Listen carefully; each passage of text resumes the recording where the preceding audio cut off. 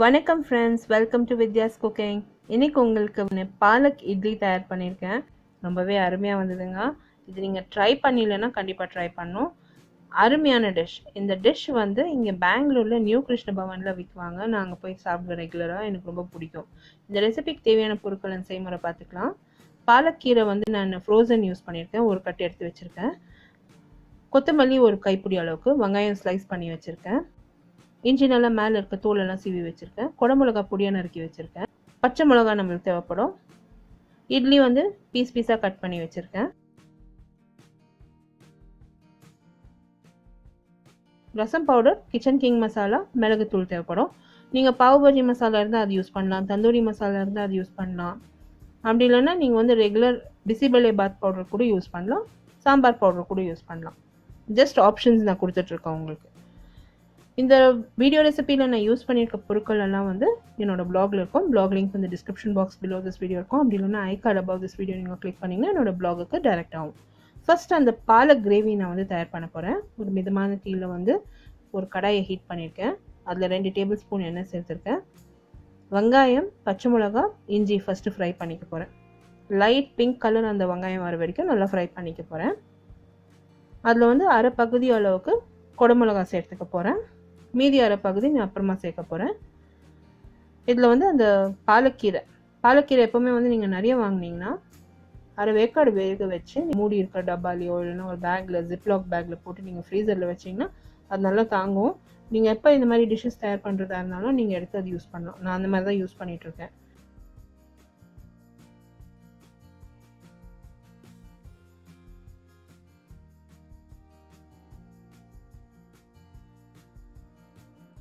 கொத்தமல்லி கூட அந்த மாதிரி தான் பண்ணலாம். அரை வேக்காடு நீங்கள் வேக வச்சுட்டு ஒரு பேக்கில் போட்டு நீங்கள் எடுத்து ஃப்ரீசரில் வச்சுக்கலாம். இப்போ இந்த பொருட்கள் எல்லாம் நல்லா ஃப்ரை பண்ண போகிறோங்க. அந்த பச்சை வடை போகிற வரைக்கும் நல்லா ஃப்ரை பண்ணணும். இப்போ நல்லா எல்லாமே ஃப்ரை ஆகி நல்லா வந்திருக்கு. இப்போ இதை அடுப்பை அணைச்சிட்டு கொஞ்சம் நேரம் ஆற விட்டுட்டு நான் மிக்சியில் சேர்த்துக்கிறேன். இது ஆறுற நேரத்துக்கு வந்து நான் எண்ணெய் காய வச்சுக்கிறேன். ஒரு சின்ன கடாயில் மிதமான தீயில் வந்து பொரிக்கிறதுக்காக எண்ணெய் சேர்த்துருக்கேன். நான் மிக்சியில் மசாலாவை சேர்த்துருக்கேன். இது நல்லா விழுத அரைச்சிக்க போகிறேன். கொஞ்சம் கூட தண்ணி விடல, நல்லா நைஸாக விழுத அரைச்சிக்கினேன். இது ரெடி ஆயிடுச்சு. இப்போ நல்லா எண்ணெய் காஞ்சிருக்கு. நறுக்கி வச்சிருக்க இட்லியை சேர்த்து ஃப்ரை பண்ண போகிறேன். பாலக் பன்னீர் சாப்பிடாதவங்க வந்து இந்த ரெசிபியை நீங்கள் ஃபஸ்ட்டு டைம் சாப்பிட்றதா இருந்தால் இது பாலக் பன்னீர்னு சொல்லிடுவீங்க. ரொம்ப அருமையாக இருக்கும்.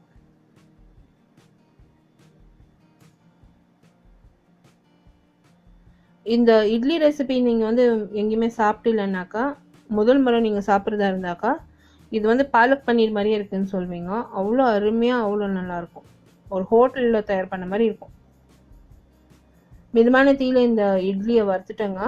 லைட் ப்ரௌன் கலர் வந்ததும் எண்ணெயிலேருந்து நல்லா எடுத்து ஒரு தட்டில் போட்டு வச்சுக்கினேன். இது வந்து அப்படியே சாப்பிட்றதுக்கு கூட நல்லாயிருக்கும். மேலே மிளகுத்தூள் கொஞ்சம் உப்பு தூவி சாப்பிட்டா அருமையாக இருக்கும். ஸோ நாங்கள் வந்து இட்லி வேஸ்ட் பண்ணாதீங்க, இந்த மாதிரி தயார் பண்ணுங்க.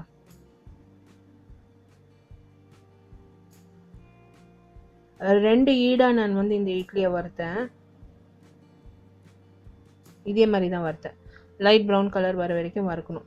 நான் சேர்க்குறப்ப எவ்வளோ நிறைய இட்லி சேர்த்தேன் பாருங்கள். அது ஃப்ரை ஆனதும் அந்த தண்ணி எல்லாம் வற்றி போய் சுருங்கி கம்மியாக வந்திருக்கு பாருங்கள் இட்லி. அந்த மாதிரி தான் ஆகும். நிறைய இட்லி தேவைப்படும் இந்த ரெசிபிக்கு. அது வறுக்க அந்த தண்ணியெல்லாம் வற்றி போய் நல்லா ஷ்ரிங்க் ஆகிடும் எண்ணெயில். இப்போ இந்த இட்லி வறுத்து ரெடியாக எடுத்து வச்சுருக்காங்க. நம்ம வந்து பாலக் மசாலா ரெடி பண்ணிடலாம். அதே கடாயை தான் யூஸ் பண்ணியிருக்கேன். மிதமான தீயில் வச்சுருக்கேன். அதில் ஏற்கனவே ஒரு டீஸ்பூன் எண்ணெய் இருக்குது.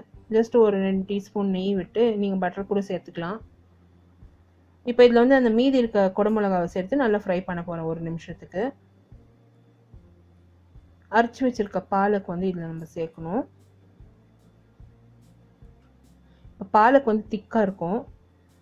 அதில் வந்து ஒரு அரை கிளாஸ் தண்ணி விட்டு அந்த மிக்சியில் பாலக்கெல்லாம் வேஸ்ட் பண்ணாதீங்க. அந்த மசாலாவை அந்த அரை கிளாஸ் தண்ணி சேர்த்து நல்லா அதை கரைச்சி அந்த மசாலாவில் சேர்த்துடுங்க.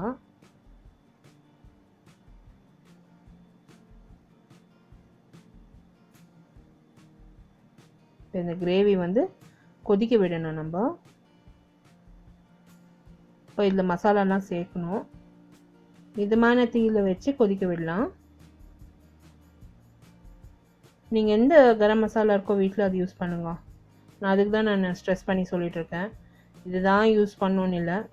எங்கள் வீட்டில் நாங்கள் கிச்சன் கிங் மசாலா நிறைய யூஸ் பண்ணுவோம். நான் அதுதான் யூஸ் பண்ணுறேன். கிச்சன் கிங் மசாலா, மிளகுத்தூள் சேர்த்துருக்கேன், ரசம் பவுடர் சேர்த்துருக்கேன்.